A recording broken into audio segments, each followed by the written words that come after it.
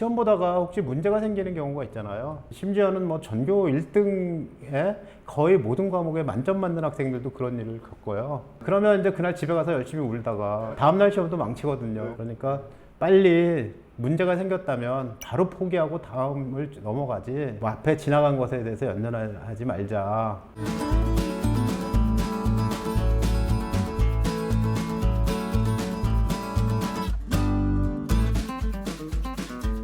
네, 안녕하세요. 신동원입니다. 예, 신동섭입니다. 오늘 방송은 기말고사에서부터 여름방학까지 어떻게 보낼 것인가에 대해서 한번 같이 토크를 진행해 볼까 합니다. 일정부터 대략 한번 말씀을 드리면은요. 일단 학생들은 이제 기말고사를 보게 되는데 이번 방 휴문고등학교가 이제 좀 일찍 시작하더라고요. 6월 27일 날 이렇게 시작한다고 하고, 현대고등학교도 7월 달에 시작한다고 하고요. 하여튼 뭐 이렇게 학교마다 일정은 다르지만은 기말고사 기간에 들었다. 그리고 이제 바로 이제 기말고사가 끝나면은 고3 같은 경우는 7월 11일 날 인천교육청에서 시행하는 연합학력평가라고 하죠. 그걸 시행하는데 애들이 이제 기말고사 때 너무 힘을 빼가지고 7월 모평을 대충 보는 경향이 있거든요. 근데 기말고사 끝나고 나서 좀 정신 좀 바짝 차려가지고 한 이틀이라도 공부 좀 해서 요 연합평가가 제대로 이렇게 연습이 될 수 있도록 했으면 참 좋겠습니다. 이제 8월 달에는 모평이 없고요. 9월 달에 이제 모평이 있는데 굉장히 중요하거든요. 요 성적에 따라서 수시 대학이 결정되기 때문에 그래서 이번 7월 모평을 좀 잘 봐야 될 것 같습니다. 그리고 1, 2학년 같은 경우는 지금이 상당히 중요한 시기예요. 기말고사 끝나고 나가지고서 교과목 박람회도 하고 또 교육과정 설명회 같은 거를 학부모님을 대상으로 하기도 하고, 요새는 학생들 대상으로도 1학년들한테는 2학년 돼가지고 선택할 과목이라든지 2학년들한테는 뭐 다시 한번 3학년 때 배울 과목을 갖다 리뷰해 주더라고요. 대학 입시에서도 첫 번째로 보는 게 이제 이 학생이 어떤 과목을 선택했느냐를 첫 번째로 보고, 그 과목에서 성적을 어떻게 냈느냐, 어떻게 활동했느냐 이거기 때문에 학부모 교육과정 설명회가 있다든지, 아니면은 요 기말고사 기간 중에 대학 입학사정관들이 와서 수시 설명회를 하는 학교도 꽤 있더라고요. 예전에 흉고등학교 제가 근무할 때는 기말고사 때 학생부 종합전형이 뭐다도 설명을 하고 학생부 교과전형 이런 거 설명하면서 선생님들도 뭐 많이 듣고 학부모님들도 거의 뭐 600명, 700명씩 와가지고서 이제 이렇게 들으시고 했었는데, 어떤 관심을 가지시고 이렇게 1학년 때 교육과정 설명에 꼭 한번 참여를 하시는 것이 좋겠다. 시험이 끝나게 되면 이제 학생들이 이제 개별 맞춤 주제 활동이라고 학교에서 부르기도 하고, 학습 활동 기간이라고 해가지고서 한 열흘 동안 아이들한테 뭐 독서 활동이라든지 또 동아리 발표회 이런 걸 몰아서 하더라고요. 네, 일주일 동안 교육과정 유연화 시간이라고 해서요. 학생들이 학급 단위나 동아리 모둠 단위로 뭐 뭔가를 할 수 있게 그렇게 하고 개인 세특에다가 적어주죠. 상당히 중요한 내용입니다. 7월 19일 내지 24일 정도에 이제 여름방학이 시작되고 대부분 8월 22일까지 개학을 해요. 왜냐하면 22일 날서부터 고3 수험생들은 이제 수능 원서를 써야 되거든요. 그래서 이제 3학년 같으면 9월 4일 날 전국 모의고사를 마지막으로 보게 되고, 1, 2학년도 이때 그 모의고사를 다 봐요. 어떤 학교는 안 보는 학교 가끔 있는데 하여튼 서울은 거의 다 본다고 봐야 되고요. 그리고 이제 9월 9일쯤 되면은 수시 전형 원서 접수가 시작됩니다. 고3 학생들은 수능 공부해 가면서 어느 대학에 어떤 전형으로 갈지를 결정을 해놔야 되죠. 결정하는 과정에서 가족들이 이야기를 하고 상담을 또 학교나 상담 받는 데서 한다면 상담한 내용을 기록을 해두셔야 됩니다. 한 달 전에 상담했는데 그 한 달 전에 무슨 상담을 했는지를 알긴 아는데 가족마다 다 오해를 해가지고 그래서 가족 간에 분쟁이 일어날 가능성도 있거든요. 우스갯소리 같지만 실제로 굉장히 중요한 일입니다. 진학 상담한 내용들을 적어서 보관하고 결정적인 순간까지 가지고 있으면서 결정에 참고한다. 기말고사 지금 뭐 발등에 이제 불이 떨어졌는데, 이번 주부터 이제 기말고사 시작되는 학교가 많고, 다음 주에 이제 바로 시작하는 학교도 이제 꽤 있는데, 기말고사 얘기를 좀 해야 될 것 같아요. 아이들 시험 공부를 한 거 보면 학원 중심으로 하는 학생도 있고, 자기 주도적으로 공부하는 학생도 있고, 아니면은 이제 친구들하고 이제 같이 이렇게 모여가지고서 3명, 4명씩 스터디 그룹을 만들어서 하는 학생들도 있는데, 제일 중요한 게 뭐냐면은 고등학교 시험은 학교에서 가르친 거를 문제로 만들어서 출제하는 거거든요. 그래서 학교 선생님들이 출제하는 시험이고, 또 하나 중요한 것이 반드시 시험 범위가 정확하게 정해진 주신 시험이다.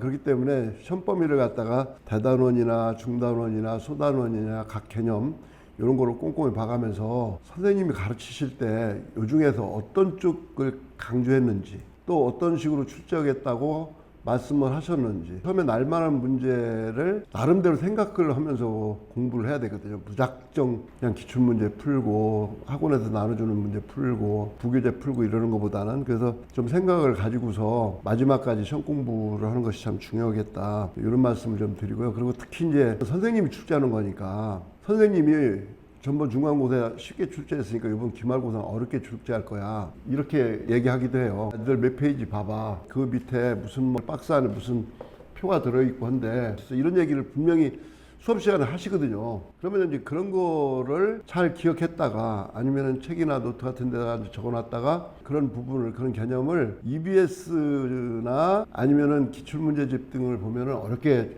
수능에서 출제된 문제 있거든요. 그게 이제 분명히 기말고사에서 출제가 돼요. 선생님들은 기출문제라든지 EBS 문제집에서 반드시 출제를 하는데 근데 그대로 출제하지 않습니다. 조건을 하나를 더 넣든지 조건을 빼든지 해가지고서 답이 달라지거든요. 자기 혼자 준비한다고 생각하지 말고 나를 가르쳐 주신 선생님이 옆에서 지도해 주신다라고 생각하면서 한번 이번 기말고사를 마지막까지 최선을 다하다 보면은 좋은 결과 있으리라 이렇게 생각이 됩니다.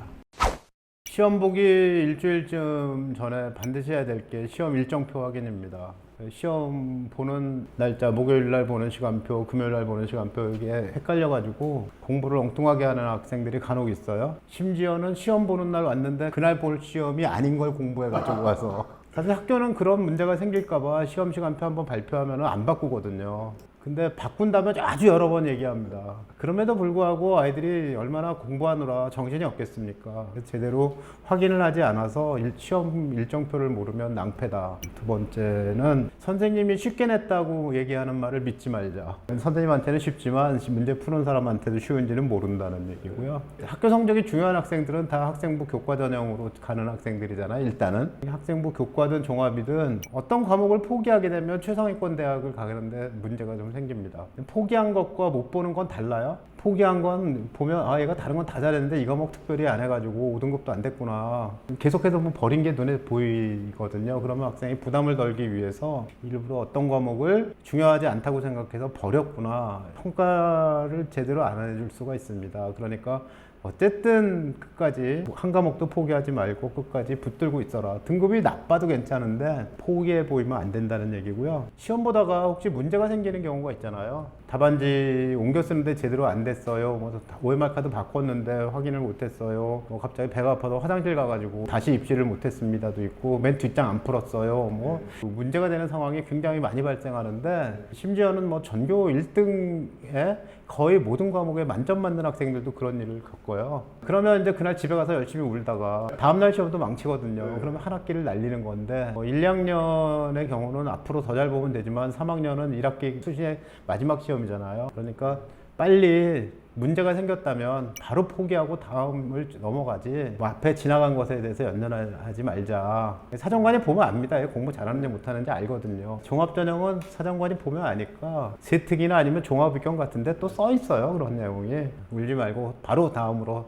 넘어가는 멘탈 관리를 하시기 바랍니다. 이게 중위권 학생들한테 하는 얘기인데요. 중위권 학생들은 공부를 그래도 이제 3등급이나 4등급 맞는 학생이 2등급까지 가려면은 뭘 해야 되냐면 문제를 풀어야 돼요. 근데 4등급 맞는 학생이나 5등급 맞는 학생들 이렇게 보면은 맨날 그냥 교과서 개념만 공부를 하고 자꾸 외우기만 하더라고요. 근데 외우는 것보다 훨씬 더 중요한 게 문제 푸는 거거든요. 왜냐면은 학교 시험 뭐 중간고사든 기말고사든 끄집어내 가지고서 응용을 해서 그 답을 구하는 과정이거든요. 그렇기 때문에 문제풀이 연습을 충분히 해야 돼요. 보통 이제 공부할 때 개념 공부는 뭐 2나 3 정도 하고 5나 6 정도는 문제풀이 중심으로 공부를 해야 되고, 그리고 또 한 등급이라도 올리려면 오답 노트를 반드시 만들어야 돼요. 그 오답 노트 만들기 쉽거든요. 특히 수학이라든지 과학, 사회 같은 경우는 핸드폰으로 딱딱 찍어가지고서 나중에 틀린 문제만 쫙 인쇄해가지고서 한번 풀어보면 되는 거거든요. 잘 이해되지 않는 문제 친구들한테 물어보고 선생님한테 여쭤봐가지고서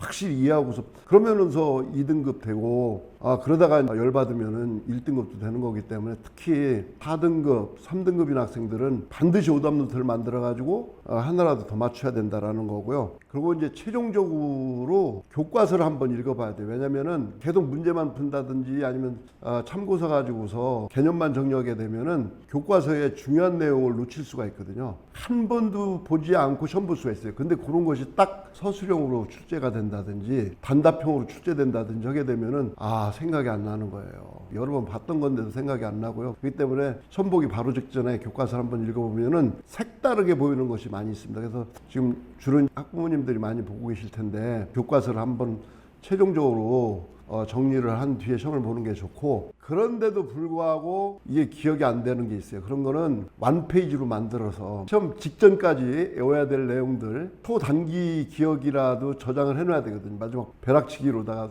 한번 볼 수 있는 한 페이지짜리 정도로 시험 범위를 쫙 요약해가지고서 시험 보기 바로 직전에 한번 쫙 훑어보고 딱 버리고서 시험을 보면은 그 중에 한두 문제 나오거든요. 틀릴 문제 맞출 수가 있거든요. 개념 정리는 그 교과서든 뭐든 배운 내용의 개념 원리, 교과 지식을 잘 알아야 된다는 거고요. 문제풀이는 반드시 해야 하는데 문제풀이가 절반이네요. 10분의 5 문제풀이. 문제 풀었으니까 오답 노트 있어야 되는데 이유가 뭐냐 하면 아는 것만 계속 풀고요. 모르는 문제는 그냥 뭐 하나 틀리면 되지 뭐 하고 넘어가서 모르는 건 계속 모르는 상태로 남아있는 아이들이 생각보다 많습니다. 교과서 가지고 확인해라. 마지막에 한쪽 요약이 개념 노트죠. 수능 만점 맞은 학생들도 수능 보는 날 뭐 가지고 왔어요? 그러면 개념 노트 하나 들고 갔습니다. 이렇게 얘기를 하거든요. 그래서 수능 볼 때까지도 여전히 그 배운 내용의 개념들을 정리해 놓은 건 중요한 도구가 되니까 개념 노트를 가지고 있어야 된다. 그러면 이제 노트 2개 됐죠. 오답 노트, 개념 노트. 공책에다가 써두는 것이 내 뇌를 밖에다 꺼내놓고 사는 거거든요. 다음 넘어갈까요? 여름방학 때 너무 욕심내지 말라고 그러죠. 뭐 국어도 하고 영어도 하고 사회도 하고 수학도 하고 뭐 그렇게 너무 다 완성하겠다는 계획 세우지 마라 그렇게 얘기하는데 그 얘기는 곧 시간 안에 자기가 할 수 있는 만큼을 목표로 해야 된다는 얘기겠죠.